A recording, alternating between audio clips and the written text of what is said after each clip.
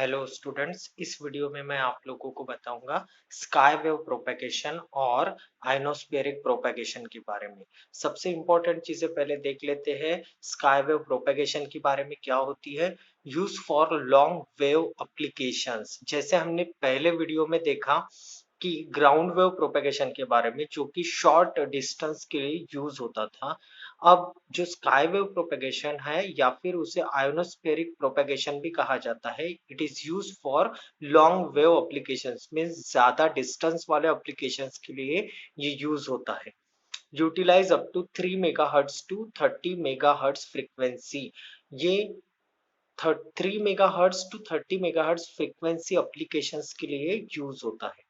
अब देखते हैं उसकी डेफिनेशन। स्काई वेव प्रोपेगेशन और आइनोस्फेरिक प्रोपेगेशन क्या होता है। Antenna transmit a signal electromagnetic wave due to ionospheric layer, signal reflected back, and receiving antenna receive the signal. Such a wave of propagation is called as sky wave or ionospheric propagation.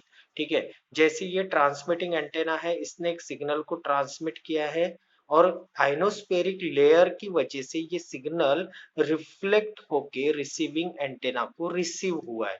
ठीक है, तो इस type के propagation को कहा जाता है sky wave propagation या फिर आइनोस्फेरिक प्रोपेगेशन। अब होता क्या है, 3 megahertz to 30 megahertz frequency range तक आइनोस्फेरिक प्रोपेगेशन वर्क करता है। अगर हमारी फ्रीक्वेंसी 30 मेगाहर्ट्ज के अगर अबाउ हो जाती है तो क्या होता है, ये जो सिग्नल हमारा ट्रांसमिट हुआ, ये आइनोस्फेरिक वेव में पेनिट्रेट हो जाएगा, आगे बढ़ जाएगा, स्पेस में ट्रेवल कर जाएगा। तो हमें रिसीविंग एंड में रिसीव सिग्नल नहीं मिल पाता है अगर हम 30 मेगाहर्ट्ज के ऊपर की फ्रीक्वेंसी यूज करते। अब इसके बारे में हम लोगों को डिटेल में पढ़ना होगा कि क्यों ऐसा होता है कि आइनोस्फेरिक लेयर से ये सिग्नल रिफ्लेक्ट होता है। ऐसा क्या होता है आइनोस्फेरिक लेयर में कि जिसकी वजह से ये सिग्नल रिफ्लेक्टेड बैक होता है। तो इसके लिए हमें देखना पड़ेगा आइनो formation of ionospheric layer. Formation किस तरह से होता है एनोस्फेरिक लेयर का, इसके बारे में हमें पढ़ना होगा, तब हमें समझ में आएगा कि किस तरह waves reflect, electromagnetic waves reflect होती है फ्रॉम आइनोस्फेरिक लेयर। तो देखते हैं, आइनोस्फेरिक लेयर के 4 लेयर्स होते हैं। सबसे पहला होता है, जैसे हम अर्थ सरफेस से ऊपर जाते हैं तो 50 टू 90 किलोमीटर तक डी रे होती है, डी लेयर होता है, जो जिसे लोअर लेयर कहा जाता है। उसके बाद मीडियम लेयर्स में आते हैं ई एंड F1। ई की हाइट होती है 90 टू 140 किलोमीटर, F1 की 140 टू 250 किलोमीटर, और सबसे ऊपर टॉप लेयर जो होता है वो होता है F2, 240 टू 400 किलोमीटर्स। अब होता क्या है, जिसकी वजह से आयोनाइजेशन लेयर फॉर्म होता है वो हम देखते हैं। जैसे हम ऊपर की तरफ जाते हैं अर्थ से, तो एटम की डेंसिटी, एटम्स, पहले लेयर में एटम की डेंसिटी बहुत ज्यादा होती है। ठीक है, डेंसिटी ज्यादा होती है एटम की, मीन्स नंबर ऑफ एटम्स बहुत ज्यादा होते हैं लोअर लेयर में, डी लेयर में। ठीक है, और जैसे जैसे हम ऊपर की तरफ जाते हैं तो एटम की डेंसिटी कम कम होती जाती है।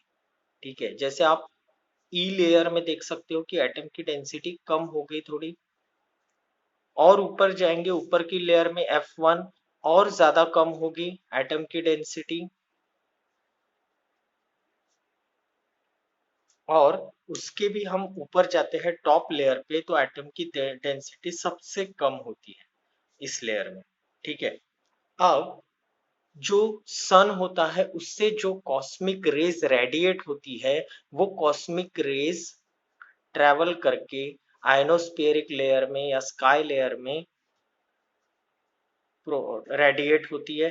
ठीक है, अब ये जो लेयर्स होती है, ये क्या करेंगे, सबसे जो टॉप लेयर होता है उस पे जो एटम्स होते हैं उन पे स्ट्राइक करती है। सबसे पहले जो स्ट्राइक करती है, सबसे ज्यादा डेंसिटी होती है कॉस्मिक रेस की सबसे अपर लेयर पे। ओके, तो इसकी वजह से क्या होता है, मैं आपको यहाँ पे समझाता हूँ। इसकी वजह से क्या होता है, ये कॉस्मिक रेस ये कॉस्मिक रेज इन एटम पे जब स्ट्राइक करती है तो ये एटम इलेक्ट्रॉन्स रिमूव करता है, इमिट करता है इलेक्ट्रॉन्स। और ये जो इलेक्ट्रॉन्स होते हैं ये आयंस फॉर्म करते हैं। ठीक है, तो ये आयंस यहाँ पे आयनाइजेशन लेयर फॉर्म होता है इन कॉस्मिक रेस की वजह से और इन एटम्स की वजह से। ठीक है, एक बार फिर से मैं बताता हूँ, ये जो कॉस्मिक रेज होती है ये इन एटम्स पे स्ट्राइक करती है जिसकी वजह से ये एटम इलेक्ट्रॉन्स इमिट करता है और ये इलेक्ट्रॉन्स आयंस फॉर्म करते हैं जिसे आयोनाइजेशन लेयर कहा जाता है। ठीक है, जैसे मैंने आप लोगों को बताया कि यहाँ पे डेंसिटी ऑफ एटम बहुत कम होती है तो नंबर ऑफ एटम्स कम होते हैं, जिसकी वजह से कॉस्मिक रेज बहुत ज्यादा होती है, फिर भी एटम्स कम होने की वजह से आयोनाइजेशन जो लेयर फॉर्म होता है यहाँ पे लोअर रहता है, उसकी रेंज लोअर रहती है सबसे ऊपर। फिर नीचे ये कॉस्मिक रेज अब यहाँ पे यूटिलाइज हुए, जो बचे वो और नीचे आएंगे, तो यहाँ पे मीडियम लेयर पे जो एटम्स होते हैं वो मॉडरेट होते हैं, बहुत ज्यादा भी नहीं होते लोअर लेयर की तरह और बहुत कम भी नहीं होते अपर लेयर की तरह, ये मॉडरेट होते हैं। ठीक है, इसकी वजह से जो कॉस्मिक रेज बची हुई कॉस्मिक रेज मिडल रेज पे आती है वो इन एटम्स पे स्ट्राइक करती है, ये एटम्स फिर से इलेक्ट्रॉन्स इमिट करते हैं और उन इलेक्ट्रॉन्स की वजह से आयंस फॉर्म होते हैं, जिसकी वजह से यहाँ पे मीडियम लेयर में भी आयोनाइजेशन लेयर तैयार होता है। उससे बची हुई कॉस्मिक रेज अब नीचे तक लोअर लेयर तक आएगी और वो यहाँ पे एटम डेंसिटी बहुत ज्यादा है बट कॉस्मिक रेज बहुत कम रहती है, तो वो कॉस्मिक रेज इन एटम्स पे पेनिट्रेट होगी जिसकी वजह से आयोनाइजेशन लेयर तैयार होगा। तो सबसे लोअर लेयर में भी लोअर आयोनाइजेशन रहता है, आयोन आयोनाइजेशन लेयर तैयार होता है और अपर में भी लोअर आयोनाइजेशन लेयर,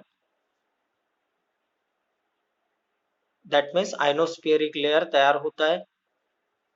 और मिडल में जहाँ मिडल में कॉस्मिक रेज भी मॉडरेट होती है और एटम्स भी मॉडरेट होते हैं, लेकिन यहाँ पे higher ionospheric layer ionisation layer तैयार होता है, हायर आयोनोस्फेरिक लेयर तैयार होता है।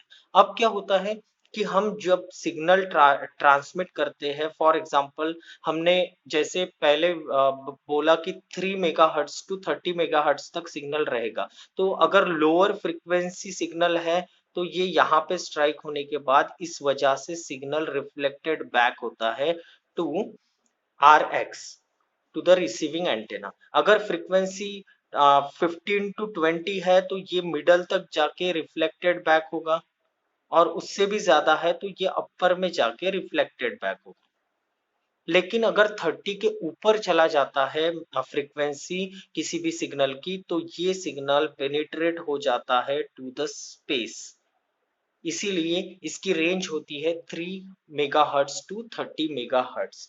अब ये जो पेनिट्रेशन होता है इसका एक रीजन होता है, ठीक है, वो रीजन ये होता है कि ray optics, as per ray optics theory, अगर आपका सिग्नल डेंसर मीडियम से रेयरर मीडियम जाता है तो if you have angle greater than if you have angle greater than critical angle then it will be signal will be reflected back।